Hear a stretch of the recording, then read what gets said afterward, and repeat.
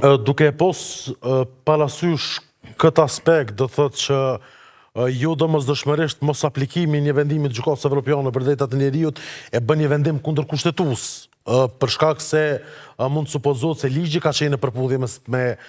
praktikën dhe ligji automatikisht e ka mbrojt. Për këtë qëllime ne i kemi monitoruar edhe zbatimin e standardeve specifike të përcaktuar nga Gjykata Evropiane për të drejtat e njeriut. Në kuptim të barazisë së anëve, që është një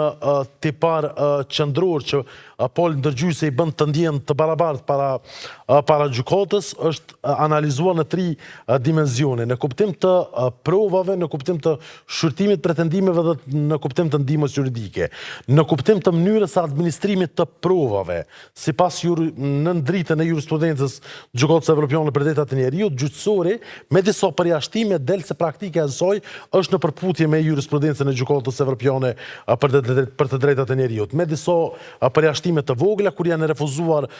prova apo dëshmitar pa ndonjë arsyetim, mirë po që janë vetëm përjashtim. Edhe në kuptim të ndihmës juridike,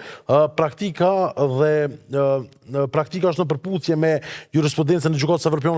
për drejtat e njeriut, për shkak se pjesa më e madhe e palëve janë të përfaqësuar nga avokatët. Problem tash në këtë rast mbetet çështja e mënyrës së funksionimit të Agjencisë për Ndihmë Juridike Falës, të cilën e kemi trajtuar më herët. Një çështje problematike në kuptim të barazisë së anëve është çështja e shqyrtimit të pretendimeve nga ana e gjykatës së apelit. Gjykata Evropiane për drejtat e njeriut thekson se jo në secilin rast është e nevojshme me u mbajt seancë dëgjimore, sepse mundet edhe jashtë seancës me vendos gjyqtari. Mirë po,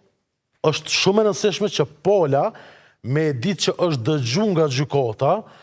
në kuptim të asaj që kërkon nga gjykata një përgjigje për pretendimet që ai ka ngrit.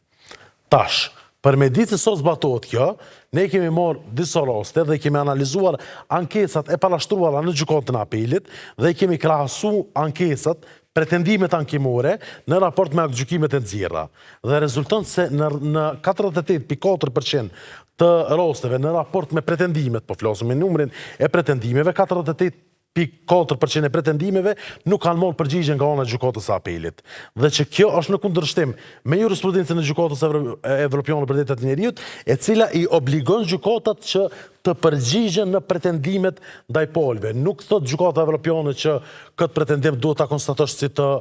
drejtë apo të gabuar, mirë po e obligon që brenda diskrecionit tënd me i dhënë përgjigje. Do tash ne kemi pasur edhe raste në praktikë që janë kthyer gjykime nga ana e gjykatës kushtetuese pikërisht për këtë çështje, për shkak se gjykatat nuk kanë dhënë përgjigje në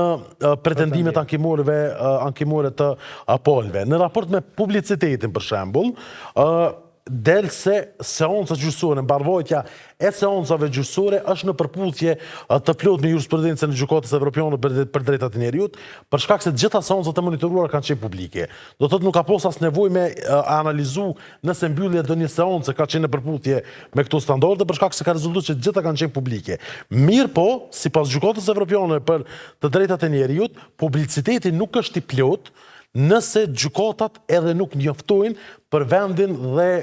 kohën e mbajtjes së seancave gjyqësore. Për këtë arsye, në raport me seancat e monitoruar, ne kemi analizuar se sa prej tyre janë publikuar në oralin e seancave të gjykatës dhe rezulton se nga totali seancave vetëm 12% e tyre janë publikuar në oralin e seancave, ndërsa nuk janë publikuar 88% e këtyre seancave. Që i bie mos publikimi i orarit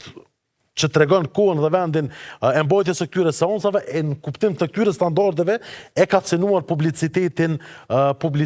e gjykimeve. Më pastaj do thotë janë edhe një sër çështjesh të tjera që ndërlidhen edhe me vendimarrjen, me aplikimin e jurisprudencës në institucionet e pavarura. Në gjetje tjetër është çështja e cenimit të prezumimit të pafajësisë nga ana e akterëve politik, të cilët përmes deklaratave të tyre kanë ndërhyrë në sistemin e drejtësisë, në raste specifike e tjera, që sipas Gjykatës Evropiane për drejtat e njeriut, në raste të caktuara mund të nënkuptoj edhe cenim të parimit të prezumimit të pafajësisë, dhe po ashtu janë përmendur edhe çështjet e mbrojtjes së të drejtës në pronë në kuptim të sekuestrimit në procedurë penale apo mosave të sigurisë në procedurë civile. Zoti Goshi, një aspekt i përmendit disa nga gjetjet i pamë dhe në fillim në storje. Një nga gjetjet është që çështja e publikimit të këtyre seancave në orar nuk ndodh. Pra një praktikë që keni kalu edhe ju edhe e keni pa edhe dini sa e vështirëson procesin e punës, që nëse e shohim edhe si proces, nuk është që nështë merr kohë dhe ka energji edhe që ta nështë se në arsyetojnë edhe me ngarkesën e landëve. Pse ndodh që ke praktikë, pse gjyqtarët nuk i kushtojnë vëmendje nështë, kisha me thonë, që ti obligimi që me përmbush një obligim që e rrit këtë çështjen edhe e përplotson publicitetin e seancave. Pra asaj që e tha Gëzimi në aspektin e publicitetit, pra KGK ka marrë veprime konkrete që ka përpos transparencës së vetë KGK-s, edhe vetë seanca gjyqësore, u tha për Gëzimit që nëse në kohën kur kam qenë unë në hulumtues kam pas problemet e tilla me mbylljet seancave në kundërshtim me dispozita, tash nuk është më problematike. Po ashtu ndryshim një standard më i ngritër është bërë edhe me ndryshimet e udhëzuesit për publikim të vendimeve gjyqësore, ku tash ato konform edhe kodit procedurës penale janë publike, janë përcaktuar veprime konkrete si të stafit brendshëm të zyrës së gjyqtarit deri te zyrtari i komunikimit që e publikon vendimin gjyqësor dhe tash dihet sakt se cili zinxhir ashtu mundet me dështu në rast se nuk publikohen vendimet gjyqësore, të cilat janë të përshtatshme për publikim. Pjesa e seancave, kjo ka qenë dhe mbetet fatkeqësisht akoma problematike. KGK është duke ndryshuar komplet vefaqen e Këshillit Gjyqësor, në mesin e cilave planifikimi është të bëhet edhe ndryshimi edhe sa i përket publikimit të seancave, sepse përderisa vendimet gjyqësore publike janë tash të pjesa penale edhe me emër mbi emër, nuk ka asnjë arsye që edhe kjo të bëhet edhe përmes vefaqen e aspektin e seancave. Për këtë arsye, tash afat kohor nuk mund të kem momentalisht, mirë po është duke u punuar që të ketë ndryshime në vefaqe edhe në aspektin e publikimit të seancave gjyqësore, ku me këto ndryshime secili qytetar e po ashtu edhe monitoruesit, gazetarët do të mund të kenë njohuri se cilat seanca do të mbahen në ditë të caktuara dhe në cilin vend do të mbahen ato seanca. Kjo shkakton rritim, problem edhe për gazetarët, monitoruesit, qytetarët që kanë kontakt dhe dëshirojnë të marrin pjesë në ato seanca, po edhe vetë gjyqtarët, sepse monitoruesit, gazetarët në pamundësi që të kenë informacion se ku mbahet dhe kur mbahet, do të duhet që ti bëjnë kërkesa për informatë se të vinë direkt në zyrë të gjyqtarit që mund të pengoj punën e gjyqtarit. Për këtë arsye do të bëhet këto ndryshime dhe do të përmirësohet edhe kjo çështje.